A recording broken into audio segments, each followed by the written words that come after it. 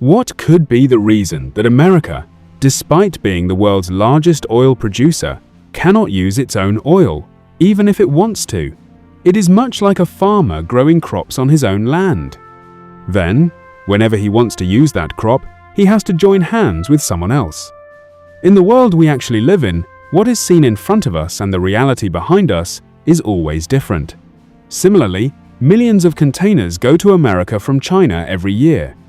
But why does America throw them in a pile of garbage? And in the middle of all this, how does Iran smuggle Boeing 777 aircraft in front of the whole world? Let's know all this in today's episode.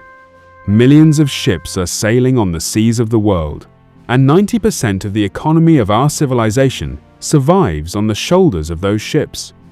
Thousands of container ships are crossing the vast ocean at any moment, and on each ship there are thousands of iron boxes.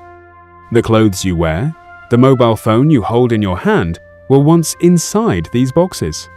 Yes, from a distance it seems like the goods will arrive in containers, the empty containers will return, everything seems to be going according to plan. But in reality, there is such an inconsistency hidden in this flow that your eyes will roll up when you hear it. China has become the factory of the whole world in the last few decades. Their huge exports and limited imports have created a huge trade empire. So when these containers reach the ports of Europe or America, that's when the real stage of the problem begins. The business profits of all European countries combined are very small compared to China. And in the case of America, the picture is even different. This country, the world's largest consumer, imports a lot, but exports very little.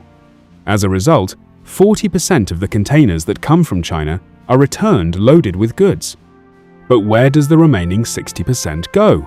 Not all containers are returned empty, because sending empty containers means extra costs. It costs about $3,000 to ship each empty box back to China, and it also takes up valuable space on the ship. But a full container could earn hundreds of thousands of dollars. Even China can make new containers in its own country for just $2,000.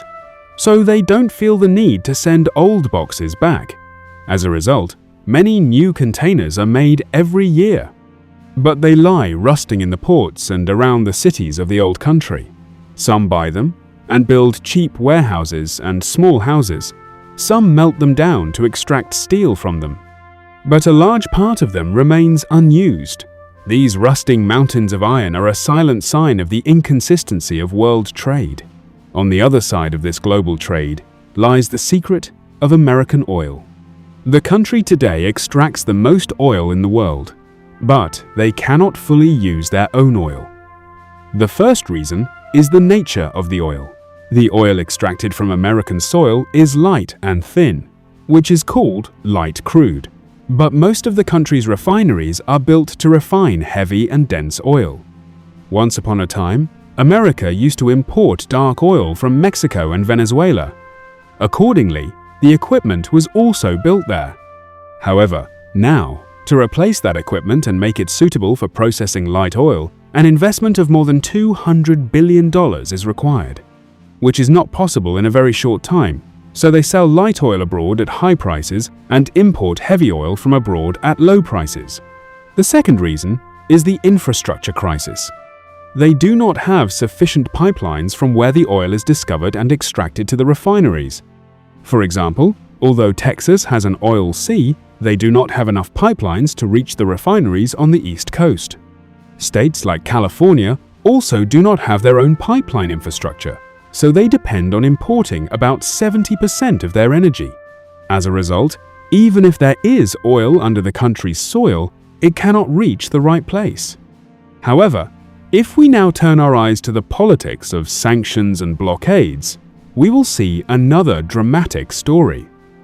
Iran has been under strict sanctions imposed by the United States for many years. They cannot buy or sell anything from America or its allies. Yet, it is seen that a private airline called Great Air in Iran is using many American Boeing and European Airbus aircraft. But how is this possible? Every part of this story is like a thriller movie. In 2024 to 25, 5 Boeing 777s are suddenly in the hands of Iran. Originally, These aircraft belonged to Singapore Airlines. They had been abandoned in the Australian desert for a long time. Iran could not buy them directly because the sanctions were too much. So first, an American-based company bought them. Later, in the papers, they were shown to be sold in the names of two fake companies in Madagascar and Cambodia. In fact, these companies had no real existence. All of this was just a name to avoid sanctions. Then, when these planes came to Madagascar, they went beyond the control of the US authorities. Then the planes filed for maintenance and started flying towards Kenya. But as soon as they entered the airspace of Afghanistan, they turned off their transponders and disappeared from radar. Then they changed their destination and arrived at various airports in Iran. By the time the rest of the world realized this, they had merged with Iran's Great Air Fleet. According to the law, the US also had nothing to do, because Iran's name is not on these purchase documents. Everything was done through a third party. These incidents remind us of how uncertain the global economy really is. The impact of decisions made far away affects your life every day. So in the future, when you hear someone talk about rising oil prices or shortages of goods, remember that there is a complex story of shipping law and diplomacy behind that reality.